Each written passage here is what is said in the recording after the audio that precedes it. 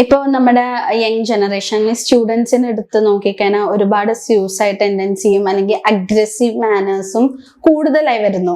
ഇപ്പൊ ഈ അടുത്ത് അങ്ങനത്തെ ഒരുപാട് കേസ് വന്നു. കുറെ കുട്ടികൾ സ്യൂസൈഡ് ചെയ്തു, ഹറാസ് ചെയ്തു, ഒരു കൊച്ച് ഹറാസ്മെന്റ് മരിച്ചു, അങ്ങനത്തെ കുറെ ഇഷ്യൂസ് ഒക്കെ വന്നായിരുന്നു. അപ്പൊ അതിനെ പറ്റിയിട്ട് എന്താ പറയാനുള്ളത്?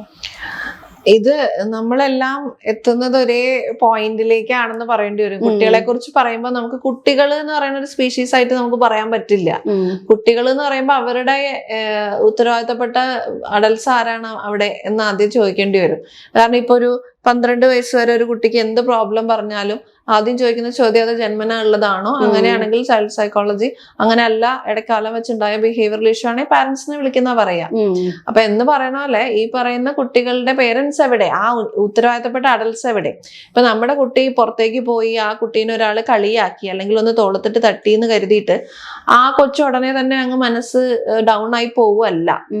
അതെന്തുകൊണ്ടാ അങ്ങനെ പോയത് എന്ന് വെച്ച് കഴിഞ്ഞാൽ ചിലപ്പോ ഇതിനൊക്കെ ബേസിക്കലി റീസൺ അപ്പൊ കോൺഫിഡൻസ് ഇല്ലായ്മ ഉണ്ടാവാം. ഞാൻ അങ്ങനെ അത്ര നല്ലൊരാളല്ല, ഒരു ഫെയിലിയർ ആണ്, ഗുഡ് ഫോർ നത്തിങ് ആണെന്നൊക്കെ പറയുന്ന ഒരു ചിന്താഗതി പൊതുവിൽ ഉണ്ടായിരുന്ന ഒരു കുട്ടിയായിരിക്കാം. എങ്ങനെയാണ് ഈ പൊതുവിൽ അങ്ങനെ ഒരു ചിന്താഗതി ഉണ്ടാവുക? നമ്മുടെ അടുത്ത് അങ്ങനെ നമ്മൾ നടന്നു പോണ വഴിക്ക് ഒരാൾ പറയാ നീ തന്നെ കാണാൻ കൊള്ളില്ല, പല്ല് പൊങ്ങിയതാന്ന് പറഞ്ഞാൽ എനിക്ക് ചിലപ്പോ അത് വിശ്വസിക്കാൻ തോന്നൂല. അൺലെസ് ഞാൻ വീട്ടിൽ പോകുമ്പോ എന്റെ വീട്ടിലും അത് തന്നെയാ പറയണെങ്കിൽ. എന്റെ വീട്ടിലുള്ള ആൾക്കാർ പറയാം, അയ്യോ കൊച്ചിന്റെ പല്ല് കണ്ടില്ല, ഇതിനിപ്പോ എന്താ ചെയ്യാൻ, എങ്ങനെ കെട്ടിക്കും എന്ന് പറഞ്ഞാണ് വീട്ടുകാർ ഇരിക്കണമെങ്കിൽ എനിക്ക് അപ്പോഴേ മുതലൊരു തോന്നലാണ് ഞാൻ ഈ സമൂഹത്തിൽ ഇച്ചിരി കുറഞ്ഞതാണെന്ന്. കാരണം എന്റെ വീട്ടുകാരത് പറയണേ, എന്റെ കൂടെ ഞാൻ ട്രസ്റ്റ് ചെയ്ത് നിൽക്കുന്ന എന്റെ അഡൽസ് ആണ് അത് പറയണേ. അല്ലാതെ അപ്പുറത്തെ വീട്ടിലൊരാൾ പറഞ്ഞെന്നോർത്ത് എനിക്കൊന്നും തോന്നൂല. വീട്ടില് എനിക്ക് അങ്ങനെയുള്ള ഒരു അപരിചിത ബോധം ഓൾറെഡി ഉണ്ടാക്കി വെച്ചിരിക്കുന്ന സമയത്ത് ഞാൻ പുറത്തേക്ക് പോകുമ്പോ എന്റെ ഒരാൾ അങ്ങനെ പറയുകയാണെങ്കിൽ എനിക്കത് ഫീൽ ആവും. അപ്പൊ എന്തിനാ എനിക്ക് ഫീൽ ആയെന്ന് വെച്ച് കഴിഞ്ഞാൽ ഇതുകൊണ്ടാ ഫീൽ ആയ. അതേസമയം ഒരു കുഴപ്പമില്ല, വീട്ടിൽ മോളെ നിന്നെ കാണാൻ നല്ലത് തന്നെ, നിനക്ക് ഒരു കുറവില്ല. അതങ്ങനെ പലതും ഉണ്ടാവും. പല ആൾക്കാർക്ക് പല്ലും മുടിയും കളറ് അങ്ങനെയൊക്കെ മാറി മാറി വരും എന്നുള്ള രീതിയിൽ പറയുന്ന പൊതുവിൽ ശീലിപ്പിച്ചിട്ട് ഒരാളാണെങ്കിൽ എന്നെ പുറത്തേക്ക് ഒരാൾ പോകുമ്പോ അയ്യോ ഇതെന്താ പല്ല് പൊങ്ങിയിരിക്കണമെന്ന് ചോദിച്ചാൽ എനിക്ക് അയാളുടെ പുറത്ത് ചിരി വരും. ഈ സമൂഹത്തിൽ ഇടപെടാൻ അറിയാത്ത ഒരാള്, എനിക്ക് അങ്ങനെ തോന്നുള്ളൂ അയാളെ പറ്റി. അയാളെന്താ അങ്ങനെ ഇടപെടണേ? ഞാൻ ആരെയും അങ്ങനെ കളിയാക്കാറില്ലല്ലോ.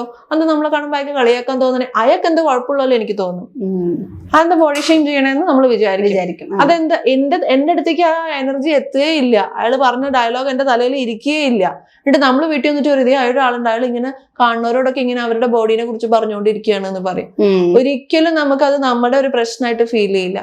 സോ ബേസിക്കലി എന്തുകൊണ്ട് അപരിചിതബോധം ഉണ്ടാവുന്നു എന്നൊക്കെ ചോദിച്ചു കഴിഞ്ഞു കഴിഞ്ഞാൽ ഇത് എവിടെയോ നമുക്ക് ഒരുപാട് ട്രസ്റ്റഡ് ആയിട്ടുള്ള, നമ്മൾ ഒരുപാട് സ്നേഹിക്കുന്നു എന്ന് സമൂഹം പറയുന്ന അച്ഛൻ, അമ്മ, അപ്പൂപ്പൻ, അമ്മൂമ്മ കാറ്റഗറി നിൽക്കുന്ന ആരോ എന്നോട് എന്തോ പറഞ്ഞു തന്നിട്ടുണ്ട്. അത് ചോദിച്ചു ചെല്ലുമ്പോൾ മിക്കവാറും മനസ്സിലാവുന്നും ഉണ്ടാവും. ഇതേപോലെ അപ്പിയറൻസ് ഉള്ള 2 പേരെ ഒരുപോലെ ഈ 2 തരത്തിലുള്ള വീട്ടിൽ നിന്ന് വരുന്നവരെ ഒന്ന് കളിയാക്കി നോക്കിയാൽ അവരുടെ റിയാക്ഷനിൽ നമുക്കത് മനസ്സിലാവും. അവരോട് ചോദിച്ചാൽ അത് ആരാണ് ഇത് പറഞ്ഞു പഠിപ്പിച്ചത്? അവര് പറയും വീട്ടിൽ പണ്ട് ഇങ്ങനെ പറയായിരുന്നു, അവിടെ നിന്ന് അത് കിട്ടിയിരിക്കണം. മറ്റേ ആളോട് പറയുമ്പോൾ ഇല്ല, എന്റെ വീട്ടിൽ ആരും അങ്ങനെ പറയാറില്ല. അതന്നെ.